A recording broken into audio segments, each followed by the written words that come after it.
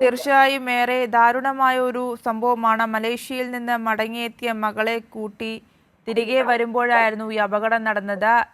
വീടിന് ഏകദേശം തൊട്ടടുത്തായിട്ടായിരുന്നു അപകടം ഉണ്ടായതെന്നാണ് മനസ്സിലാക്കുന്നത്.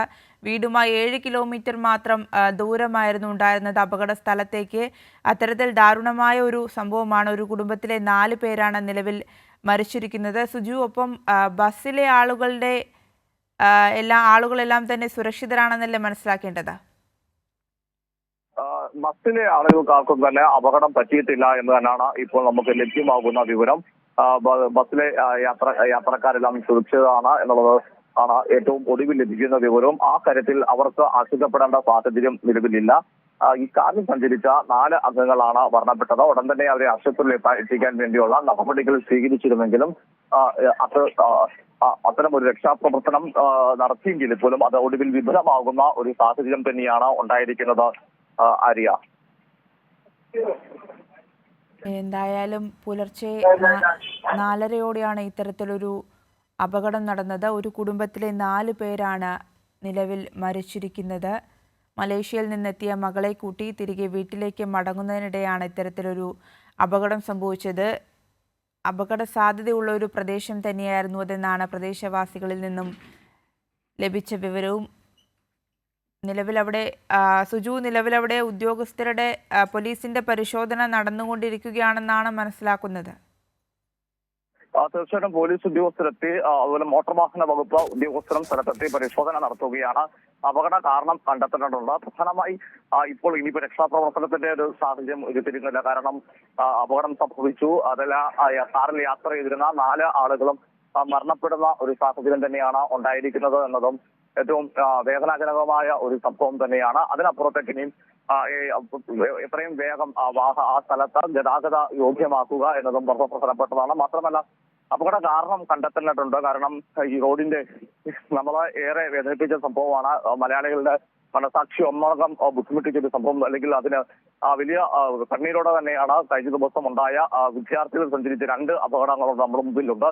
അങ്ങനെ അതിൽ ജീവൻ പൊലിഞ്ഞതും അതുമായി ബന്ധപ്പെട്ട വാർത്തകളൊക്കെ തന്നെ മനസ്സിൽ നിന്ന് അവരുടെ ഓർമ്മകളും ആ കണ്ണീർ ഓർമ്മകൾ മാറുന്നതിന് മുമ്പ് തന്നെയാണ് ഇപ്പോൾ പത്തനംതിട്ട കോന്നി മുറിഞ്ഞകളിലും മറ്റൊരു വാഹനാപകടം ഉണ്ടാകുന്നത്. അതും ഒരു കുടുംബത്തിലെ തന്നെ 4 പേരുടെ ജീവൻ പൊലിഞ്ഞു എന്ന് പറയുന്നത് വളരെ വേദനാജനകമായ സംഭവമാണ്.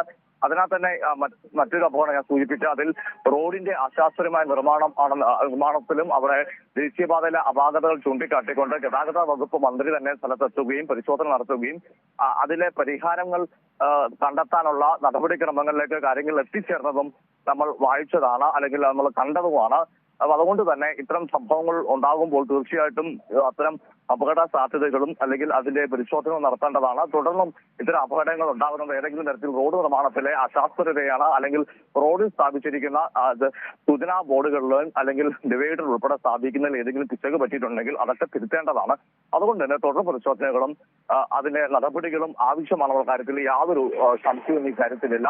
അതുപോലെ നിലവിലെ സാഹചര്യത്തിൽ ഇപ്പോൾ ഏറ്റവും പ്രധാനപ്പെട്ടത് അത് തന്നെയാണ്. എന്നാൽ പോലും ഈ കുടുംബത്തിന്റെ ഒരു വേദന നമുക്കത് ഊഹിക്കാവുന്നതേ ഉള്ളൂ. മലേഷ്യയിൽ നിന്ന് ജോലി കഴിഞ്ഞ് അല്ലെങ്കിൽ പഠനം കഴിഞ്ഞ് പൂർത്തിയാക്കിയോ വിദേശത്ത് നിന്നോ വരുന്നൊരു യുവതി അപ്പോൾ സ്വാഭാവികമായി തിരികെ നാട്ടിലേക്ക് എത്തുമ്പോൾ വലിയ സന്തോഷത്തോടു തന്നെയായിരിക്കും ആ കുടുംബം ഉണ്ടായിരുന്നത്.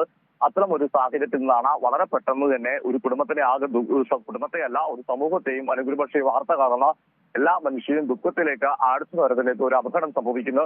അതിൽ 4 കാറിൽ സഞ്ചരിച്ചിരുന്ന 4 പേരും മരണപ്പെടുന്ന ഒരു സാഹചര്യമാണ് ഉണ്ടായിരിക്കുന്നത്.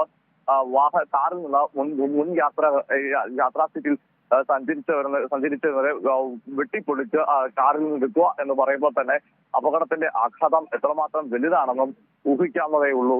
ആര്യ, എന്തായാലും സുജു പറഞ്ഞതുപോലെ ഇനി ഈ ഒരു പ്രദേശം ഗതാഗത യോഗ്യമാക്കാനുള്ള ഏറ്റവും വലിയ ശ്രമങ്ങളാണ് അവിടെ നടന്നുകൊണ്ടിരിക്കുന്നത്. വാഹനം അവിടെ നിന്ന് മാറ്റി അവിടെ ഗതാഗതം പുനഃസ്ഥാപിക്കാനുള്ള നടപടികൾ ഇപ്പോൾ പുരോഗമിക്കുകയല്ലേ? തീർച്ചയായിട്ടും ആ നടപടി ക്രമങ്ങൾ അതിവേഗം പുരോഗമിക്കുകയാണ്. പ്രത്യേകിച്ച് ശബരിമല പാതയാണ്. അതുകൊണ്ട് തന്നെ ഈ കാര്യത്തിൽ വളരെ വേഗത്തിൽ തന്നെ ക്രമീകരണങ്ങൾ ഏർപ്പെടുത്തേണ്ടതുണ്ട്. അത് ഗതാഗത സുഗമമാക്കേണ്ട ഒരാവശ്യം കൂടിയുണ്ട്. അപ്പൊ ഇതിന്റെ അപകട കാരണത്തിലേക്കാണ് ഇനിയും അറിയാനുള്ളത്. നിലവിൽ അപകട കാരണം എന്താണെന്നുള്ള കാര്യത്തിൽ കൃത്യമായി വ്യക്തതയില്ല. അത് ഇനിയും ശാസ്ത്രീയ പരിശോധന ഉൾപ്പെടെയുള്ള അല്ലെങ്കിൽ CCTV ദൃശ്യങ്ങളൊക്കെ ശേഖരിച്ച ശേഷം മാത്രമേ അപകട കാരണങ്ങളിൽ ഒരു വ്യക്തത വരികയുള്ളൂ എന്നതാണ് നമുക്ക് മനസ്സിലാക്കേണ്ടതായിട്ടുള്ളത്. കാരണം ഇത്തരം ഒരു പാതയിൽ അപ്പോൾ നമുക്കറിയാം ശബരിമലയിൽ പലപ്പോഴും അപകടങ്ങൾ ഉണ്ടാകാറുണ്ട് എന്ന കാര്യത്തിൽ നമുക്ക് അറിയാവുന്ന ഒരു കാര്യം കൂടിയാണ് എന്നത് അറിയാവുന്ന ഒരു കാര്യം കൂടിയാണല്ലോ. അത്തരം അപകടങ്ങൾ പലപ്പോഴും ഉണ്ടാകാറുണ്ട്. അതിന് കാരണമായി പലപ്പോഴും ഉണ്ടാകുന്നത് ഒന്നെങ്കിൽ വാഹനം ഓടിക്കുന്നവർ ഉറങ്ങിപ്പോകുക, മറ്റൊന്ന് ഇതിലെ വാഹനത്തിന് ഏതെങ്കിലും തരത്തിൽ ബ്രേക്ക് പോവുക, അത്തരത്തിലുള്ള സാഹചര്യങ്ങൾ പലപ്പോഴും അപകടത്തിലേക്ക് വഴിവെക്കാറുണ്ട്. അതുപോലെ തന്നെയാണ് റോഡ് അത് അവിടെ സ്ഥിരമായി അപകട മേഖല രൂപപ്പെടുന്നതും വളരെ പ്രധാനപ്പെട്ട ഒരു വിഷയം തന്നെയാണ്. അത്തരം സംഭവം ഇവിടെ ഉണ്ടായിട്ടുണ്ടോ എന്നുള്ള കാര്യത്തിലൊക്കെ പരിശോധനകൾ ആവശ്യമാണ്. എന്തായാലും നിലവിലെ സാഹചര്യത്തിൽ അതാണോ അപകടം, എന്താണ് അപകട കാരണം എന്നുള്ളത് വ്യക്തമല്ല. അരിയ ശരി, എന്തായാലും ഏറെ ദാരുണമായൊരു വാർത്തയാണ് രാവിലെ തന്നെ എത്തുന്നത്. പത്തനംതിട്ട കൂടൽ മുറിഞ്ഞകല്ലിൽ ശബരിമല തീർത്ഥാടകരുടെ ബസ്സും കാറും കൂട്ടിയിടിച്ച് 4 മരണം. മരിച്ചത് കാറിൽ സഞ്ചരിച്ചിരുന്നവരാണ്. മരണകാരണമാണ് ഇനി അപകട കാരണമാണ് ഇനി അറിയേണ്ടത്. അവിടെ പോലീസിന്റെ പരിശോധന നടന്നുകൊണ്ടിരിക്കുകയാണ്. വാഹനം റോഡിൽ നിന്ന് മാറ്റി ഗതാഗത യോഗ്യമാക്കാനുള്ള നടപടികളും പുരോഗമിച്ചുകൊണ്ടിരിക്കുകയാണ്. സുജു ടി ബാബുവാണ് വിവരങ്ങൾ നൽകിയത്.